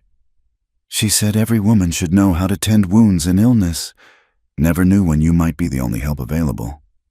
"She was a wise woman," Thomas said, and Eleanor caught something in his voice that made her look up. He was watching her with an expression she couldn't quite read. Admiration, perhaps, mixed with something deeper. Jake cleared his throat, reminding them both of his presence. "Mrs. Caldwell, I can't thank you enough. Doc in town couldn't have done better." Eleanor felt heat rise in her cheeks at the praise. Just doing what needs doing. But later, when Jake had returned to the bunkhouse and the boys were occupied with their evening chores, Thomas approached her again. "Eleanor," he said, and the way he spoke her name was different now, softer, more personal. "What you did that night, when those men broke into the house." She paused in her dishwashing. "I protected my family." "That's just it," Thomas said, stepping closer.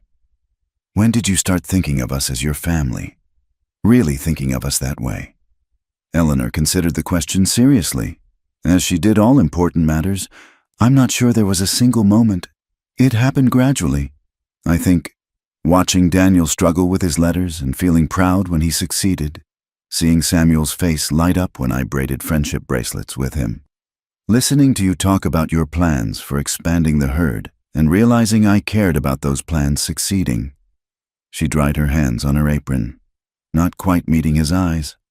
"And that night, when I heard those men breaking in, my first thought wasn't about my own safety.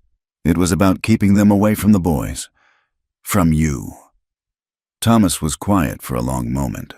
When Eleanor finally looked at him, she saw something in his expression that made her breath catch. "I've been thinking," he said carefully, "about what this marriage was supposed to be, what we agreed to." Eleanor's heart began to race. Was he regretting their arrangement? Had she overstepped by taking such an active role in defending the ranch? "It was supposed to be practical," he continued. "A business arrangement that served both our needs." "Yes," Eleanor said quietly. "But somewhere along the way, it became something else, at least for me." Thomas reached out, his fingers brushing hers where they rested on the dish towel. "Eleanor, I need you to know. You're not Margaret's replacement anymore. You're not a solution to a problem. You're you, and I find myself caring about you in ways I never expected." Eleanor felt tears prick her eyes. "Thomas, I'm not asking for anything you're not ready to give," he said quickly. "I know this isn't what you signed up for, but I needed you to know that what I feel for you, it's not obligation or gratitude. It's something real." Before Eleanor could respond, the sound of running feet echoed through the house, followed by Samuel's voice calling for her. The moment shattered, but the warmth in Thomas's eyes lingered as they turned to deal with whatever crisis the boys had discovered. That night, Eleanor lay awake in Margaret's room, in her room, staring at the ceiling and trying to sort through the tangle of emotions Thomas's words had unleashed. She had entered this marriage expecting nothing but security and a roof over her head. She hadn't expected to find herself genuinely caring for this stern, practical man who was revealing himself to be far more complex than she'd initially believed. More troubling still, she was beginning to suspect that her own feelings had evolved beyond mere gratitude and partnership. When Thomas smiled, those real smiles Daniel had mentioned, she felt something flutter in her chest. When he praised her competence or sought her opinion, she felt valued in a way she'd never experienced. And when he'd stood in the kitchen speaking of caring for her, she'd wanted nothing more than to step into his arms and discover what it might feel like to be truly wanted, not just needed. The realization was both thrilling and terrifying.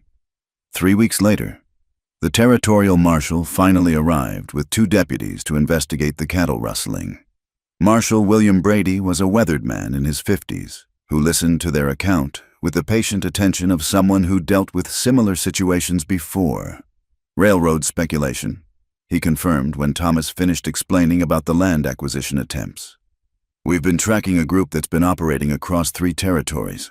They identify valuable land, then use intimidation and theft to force owners to sell cheap." Eleanor served coffee to the lawmen in the front parlor, noting how Thomas unconsciously positioned himself close to her chair, not possessively, but protectively. "What can be done about it?" Thomas asked. "We've got enough evidence to arrest the men you're holding," Marshal Brady said. "And they're talking, hoping for reduced sentences. Seems there's a main organizer working out of Denver, fellow named Harrison Blackwood, who's been buying up land options for an Eastern Railroad syndicate." Eleanor felt Thomas tense beside her. "Blackwood, I know that name." "Figured you might. He's been making inquiries about your property specifically. Seems to think your land is crucial for the railroad route they want to build." "And if I don't want to sell?" Marshal Brady's smile was grim. "Then they'll keep trying to make you want to sell. This kind of operation doesn't give up easy." The marshal and his deputies stayed for 2 days, taking statements and gathering evidence. During their visit, Eleanor noticed how naturally she and Thomas had fallen into acting as true partners, finishing each other's sentences, making decisions together, presenting a united front to the outside world. On the evening before the lawmen departed, Thomas found Eleanor in the kitchen preparing supper. "Marshal Brady says they'll probably send someone to arrest Blackwood within the month," he reported. "But he warned that we might face more trouble before this is settled." Eleanor nodded, not surprised by the news. "We'll manage whatever comes." "We," Thomas repeated, just as he had that night weeks ago. But this time, his voice held a different quality, not surprise at the concept, but satisfaction with it. "Thomas," Eleanor said, setting down her mixing spoon and turning to face him fully. "That night you spoke about your feelings changing. Mine have changed, too." Thomas went very still. "Changed how?" Eleanor took a breath, gathering her courage. "I came here expecting to trade my services as a housekeeper and teacher for security and shelter. I thought that would be enough. But living here, being part of this family, it's awakened feelings I didn't know I was capable of." She saw hope flicker in his eyes and pressed on before she lost her nerve. "I love Daniel's serious questions and Samuel's boundless enthusiasm. I love the way you listen when I talk about setting up a proper school. I love watching you work with the horses, seeing how gentle you are with them despite your strength." She paused, her voice dropping to nearly a whisper. "And I love the man you've shown yourself to be.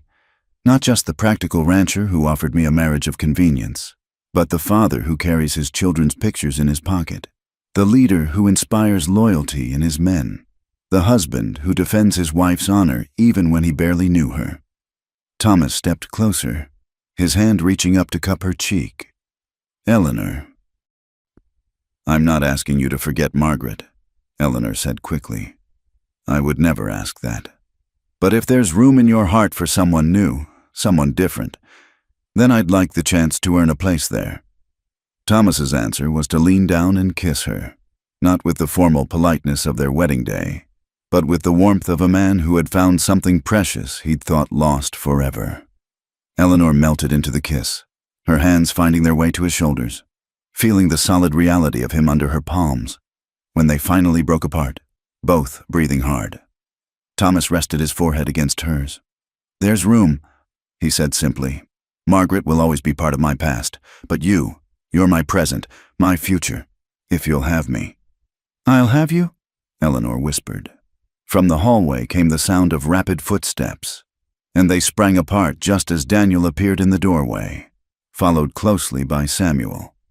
"Papa, Miguel says dinner smells so good it could wake the dead," Samuel announced cheerfully, apparently oblivious to the charged atmosphere in the kitchen. Daniel, however, looked between his father and Eleanor with eyes that seemed far too knowing for a 7-year-old.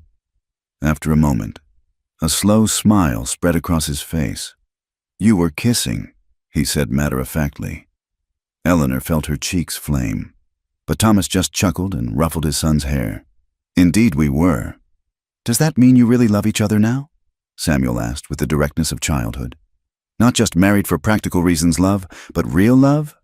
Eleanor and Thomas exchanged glances, and she saw her own joy reflected in his eyes. "Yes," Thomas said firmly. "Real love." Samuel whooped with delight and launched himself at Eleanor, wrapping his arms around her waist. "I knew it. I told Daniel that Papa's smiles were getting bigger and that you got a special look on your face when you watched him work." Daniel approached more sedately, but Eleanor could see the pleasure in his expression. "I'm glad," he said simply. "Mama would have wanted Papa to be happy again." The generosity of the statement, coming from a child who had lost so much, brought tears to Eleanor's eyes. She knelt down and gathered both boys into her arms. "I love you both so very much," she said. "And I promise to take good care of your papa, and we'll take good care of you too," Daniel said solemnly. That night, after the boys were asleep and the house had settled into quiet, Eleanor and Thomas sat together in the front parlor. They weren't touching. Propriety still mattered, even between married couples, but the space between them hummed with new possibility. "What happens now?" Eleanor asked. "Now we finish what we started," Thomas said. "We build a life together, a real one, based on choice rather than necessity." Eleanor thought about the journey that had brought them to this moment, from her desperate arrival during a blizzard to this evening when everything had changed between them.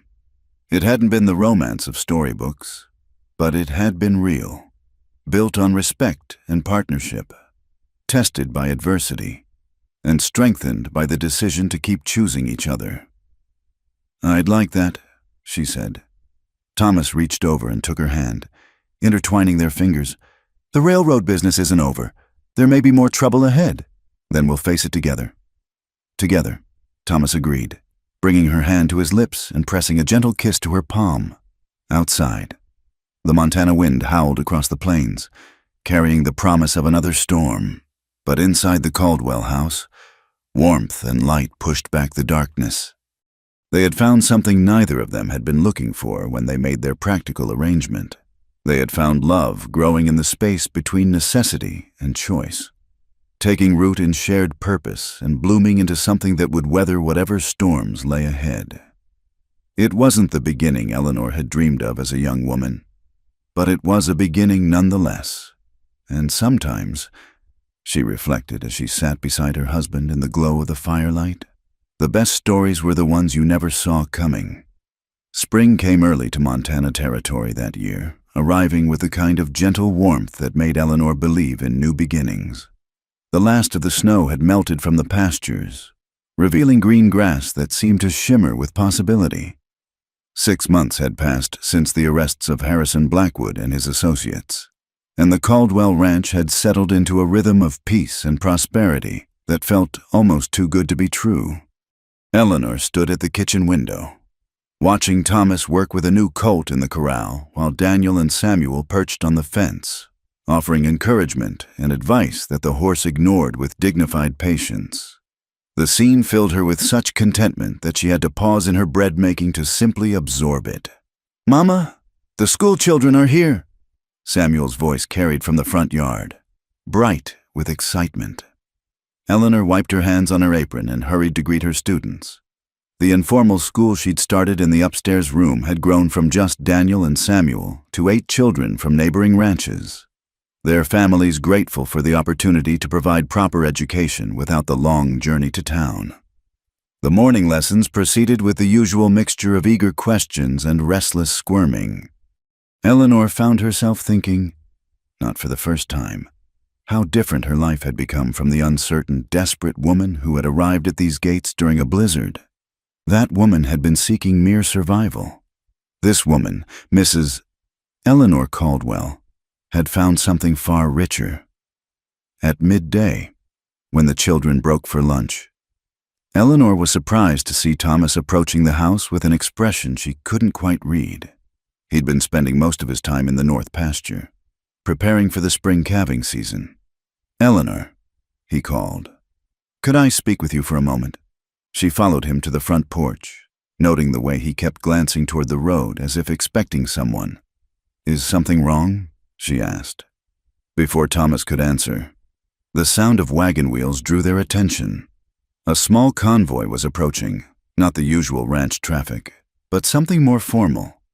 Eleanor recognized Reverend Morrison's buggy in the lead, followed by several wagons carrying what appeared to be half the population of Bitter Creek. "Thomas Caldwell," Eleanor said slowly. "What is going on?" Her husband's serious expression cracked into something that might have been sheepishness. "Well, you see, I've been thinking about something you said months ago, about how our first wedding was more of a business transaction than a real celebration." Eleanor's heart began to race as the wagons drew closer and she could make out familiar faces. Mrs. Murphy with a covered basket. The Henderson family, despite their past coolness. Even Jake Morrison dressed in his Sunday best, despite his still healing shoulder. "Thomas," she began. "I know we're already married," he said quickly. "Legally and binding and all that, but we thought, that maybe it was time to do it properly, with flowers and music and a celebration that matches what we've built together." The wagons had reached the house now, and Eleanor could see that they were loaded with food, decorations, and what appeared to be Mrs. Henderson's prized fiddle. Reverend Morrison climbed down from his buggy with far more enthusiasm than he'd shown for their first ceremony. "Mrs. Caldwell," the preacher called cheerfully, "I hope you don't mind the intrusion, but your husband was quite insistent that we mark this day properly." Eleanor looked from Thomas to the gathering crowd, her throat tight with emotion. "This day? Our 6-month anniversary," Thomas said softly, "the day our contract marriage became something real." Samuel came running from the corral, with Daniel following more sedately behind. Both boys were grinning with the satisfaction of people who'd been keeping a wonderful secret. "Surprise, Mama!" Samuel shouted, launching himself into Eleanor's arms. "Papa planned a real wedding for you." Daniel approached with his characteristic seriousness, but his eyes were bright with pleasure. "We helped," he said proudly. "I picked the flowers, and Samuel helped Papa practice his speech." Eleanor felt tears begin to gather as she looked around at the faces surrounding her, people who had once viewed her with suspicion and distrust, now here to celebrate the love she and Thomas had found together. "I don't know what to say," she whispered. "Say yes," Thomas suggested, his own voice rough with emotion. "Say you'll marry me again, properly this time. Not because you need shelter or because I need a housekeeper, but because we choose each other, because we love each other." Eleanor's answer was to throw her arms around his neck, laughing and crying at the same time. "Yes," she said. "Oh, yes." The next hour passed in a whirlwind of activity. Mrs. Murphy and several other women whisked Eleanor away to help her prepare, while the men set up tables and chairs in the front yard. Someone had even brought wildflowers, early spring blooms that Daniel had carefully gathered from the meadow. "Now this is more like it," Mrs. Murphy declared as she helped Eleanor into her best dress, the same navy wool she'd worn for their first ceremony, but this time adorned with a collar of delicate lace that Mrs. Patterson had contributed. A proper wedding for a proper couple. Eleanor caught a glimpse of herself in the bedroom mirror and was startled by what she saw. The gaunt, desperate woman of 6 months ago had been replaced by someone with color in her cheeks and light in her eyes.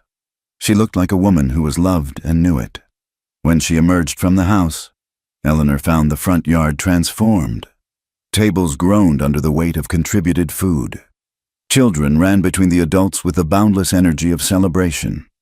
And someone had strung lanterns between the trees, even though it was still afternoon. Thomas stood near the makeshift altar that had been set up under the old oak tree, and Eleanor's breath caught at the sight of him. He'd put on his best suit, the same one he'd worn for their first wedding, but everything about him was different. Where he'd been stiff and formal before, now he was relaxed and smiling. Where his eyes had been careful and guarded, now they were warm with the certainty of a man who knew he was marrying the woman he loved. As Eleanor walked toward him, she was vaguely aware of the gathered crowd, of Mrs. Henderson's fiddle playing a sweet melody, of the children's excited whispers, but her attention was focused entirely on Thomas and the way he watched her approach, as if she were the most precious thing in his world. This time, when Reverend Morrison asked if she would take Thomas Caldwell as her husband, Eleanor's "I will" rang out clear and strong, without hesitation or doubt. And when Thomas made his vows, His voice carried across the yard with the confidence of a man speaking absolute truth. "Eleanor," he said, taking her hands in his. "6 months ago, I offered you a practical arrangement. Today, I'm offering you my heart. You've brought laughter back to this house, wisdom to my children, and love to a man who thought he'd never find it again. I promise to cherish you, to stand by you, and to choose you every day for the rest of my life." Eleanor's own vows were simpler but no less heartfelt. "Thomas, you gave me shelter when I had nowhere else to go. But more than that, you gave me a family, a purpose, and a love I never dared to hope for. I promise to be your partner in all things, to love your children as my own, and to help you build a future worthy of the dreams we share." When Reverend Morrison pronounced them husband and wife this time, Thomas's kiss was neither hesitant nor formal. It was the kiss of a man claiming his beloved, and Eleanor responded with the joy of a woman who knew she was truly wanted. The celebration that followed was everything their first wedding had lacked. There was music and dancing, laughter and toasts, children playing games while adults shared stories and food. Eleanor found herself moved to tears repeatedly by Mrs. Henderson's grudging but genuine congratulations, by Jake Morrison's toast to "the finest lady to ever grace this territory," by the sight of Daniel and Samuel teaching the younger children to tie the sailor knots she'd shown them. As the sun began to set, painting the sky in shades of gold and rose, Eleanor found a moment of quiet with Thomas on the front porch. The celebration continued in the yard below them, but they were briefly alone. "Thank you," she said, leaning against his shoulder, "for all of this, for giving me the wedding I never knew I wanted." "Thank you," Thomas replied, his arm tightening around her, "for giving me the family I thought I'd lost forever." They sat in comfortable silence for a moment, watching their friends and neighbors celebrate the love that had grown from practical necessity into something beautiful and enduring. "Do you think Margaret would approve?" Eleanor asked quietly. Thomas considered the question seriously, as he did all important matters. "I think she would be happy that her children have a mother who loves them, that her husband has found joy again, and that this house is filled with laughter. Margaret always believed that love wasn't something finite, that there was always room for more." Eleanor felt a weight she hadn't even realized she was carrying lift from her shoulders. She would never replace Margaret in the boys' memories or in the history of this family, but she had carved out her own place, not as a substitute, but as something new and equally precious. "Papa! Mama!" Samuel's voice carried up from the yard. "Come dance with us." They rejoined the celebration, and Eleanor found herself swept into a lively reel with Thomas while the children clapped and laughed around them. She was breathless and dizzy when the music ended, but she couldn't remember ever feeling so purely happy. As the evening wound down and the guests began to take their leave, Eleanor was touched by the warmth of their farewells. These people had truly accepted her now, not as the desperate stranger who had married Thomas for security, but as Eleanor Caldwell, valued member of their community. When the last wagon had disappeared down the road and the boys had been put to bed, with much excited chatter about the best party ever, Eleanor and Thomas found themselves alone in their kitchen, cleaning up the remnants of their celebration. "So," Thomas said, hanging up the dish towel with exaggerated formality, "Mrs. Caldwell, how was your wedding day?" Eleanor laughed, the sound bright and free. "Much better than the first one, Mr. Caldwell, though I have to say, I'm quite fond of how that one turned out in the end." Thomas stepped closer, his hands finding their way to her waist. "Any regrets about the path that brought us here?" Eleanor thought about it seriously, about the losses that had driven her to his door, about the desperate bargain they'd struck, about all the ways their story could have ended differently. "None," she said firmly. "Every difficult step led me here, to this life, to this family, to you. I wouldn't change any of it." Thomas's smile was answer enough, but he spoke anyway. "Good, because I intend to spend the rest of my life making sure you never have cause to regret choosing us." "Us," Eleanor repeated. tasting the word. It still amazed her how naturally they had become a us, not just her and Thomas, but all four of them together.